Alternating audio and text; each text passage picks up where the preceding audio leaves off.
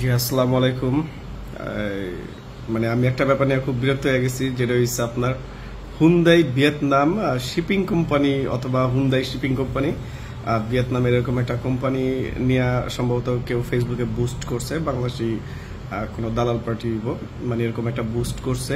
তো আমি অলরেডি 500টা মেসেজও পাইছি, আবার আমার হোয়াটসঅ্যাপে আমার নাম্বার যারা চায় আমি সবার সাথে নাম্বার শেয়ার করি, তো সবাই কল দিয়ে ব্যাপারটা আসলে জানতে চায়।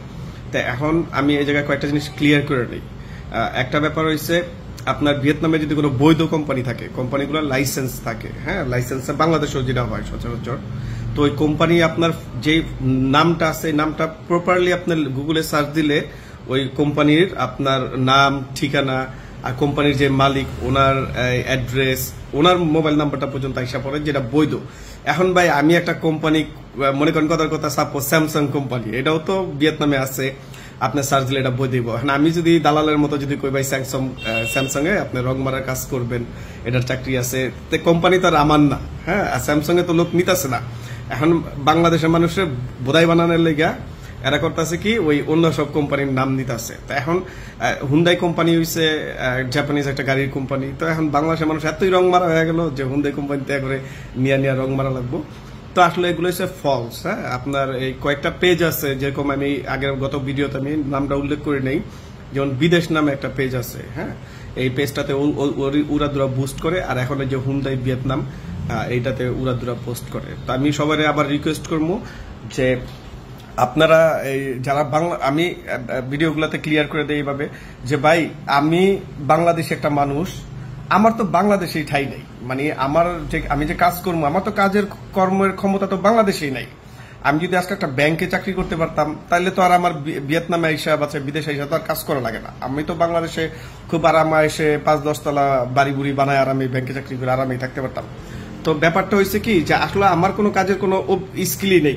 আমারে কেউ যদি কয় যে ভাই আপনি ড্রাইভিং জানেন, না ভাই পারি না। আপনি ব্যাংকের অ্যাকাউন্টিং এর চাকরি পারেন, না ভাই আমি পারি না। তা আপনি কি অ্যাপ ডেভেলপিং করতে পারেন, না পারি না। কি পারেন ভাই, আপনি যেটা দিবেন ভাই আমি ওইটাই পারি।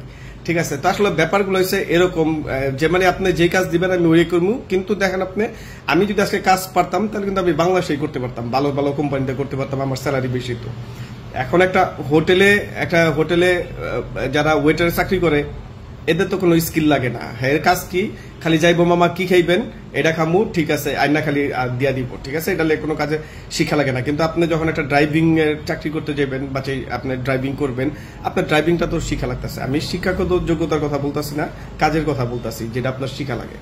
তো এখন আপনি যদি একটা ড্রাইভিং শিখেন তাহলে আপনার দেন ড্রাইভিং এর চাকরি কিন্তু বাংলাদেশ হইতেছে, আপনি 15-20 হাজার টাকা স্যালারি পাইতেছেন, অন্তত হোটেলের ওই ওয়েটারের মতো তার পরিস্থিতি আপনার হইতেছে না।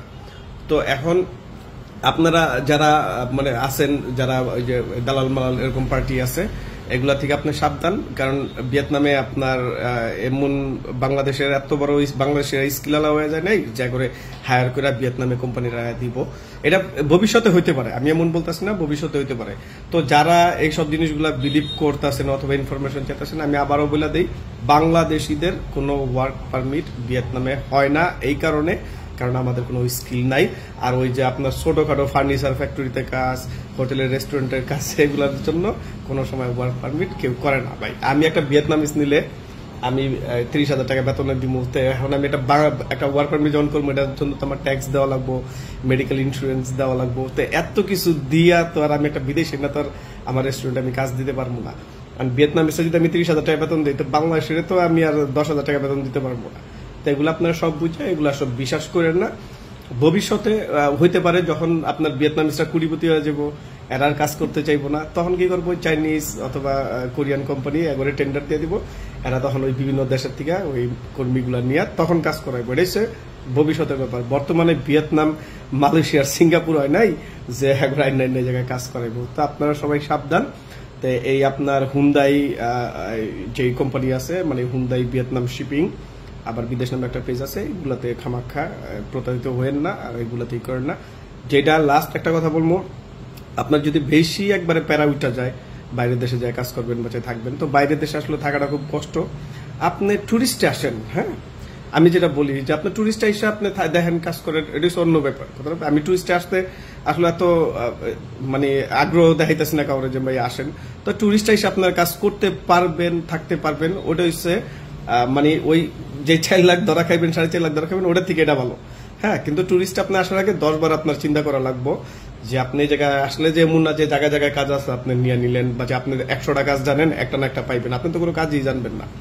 হ্যাঁ, আর আরেকটা ব্যাপার হয়েছে, আপনার যদি পরিচিত কেউ না থাকে, এখন আপনি যখন টুরিস্ট আইসা এয়ারপোর্ট থেকে যখন বাড়িবেন, আপনার থাকার খরচ, আপনার খাওয়ার খরচ সব তো আপনার নিজেরই বহন করা লাগবে। তো এগুলা 10 বার চিন্তা কইরা তারপর আপনি যেই দেশেই যান, আপনি যদি কাজ না জানেন তাতেও আপনার ঠাই নেই। আগে কাজ শিখেন, শিক্ষা তারপরে 2-4টা কাজ শিখেন, শিক্ষা আপনি কোন দেশে কোন কাজে চাহিদা বেশি এরকম বুঝার পরে তারপর একটা প্রিপারেশন নেন। ভাই 2023 সালে এখনো মানুষ দালাল বিশ্বাস করে, এগুলো আসলে মাথায় ঢুকে না। তো সবাই ভালো থাকেন, আসসালামু আলাইকুম।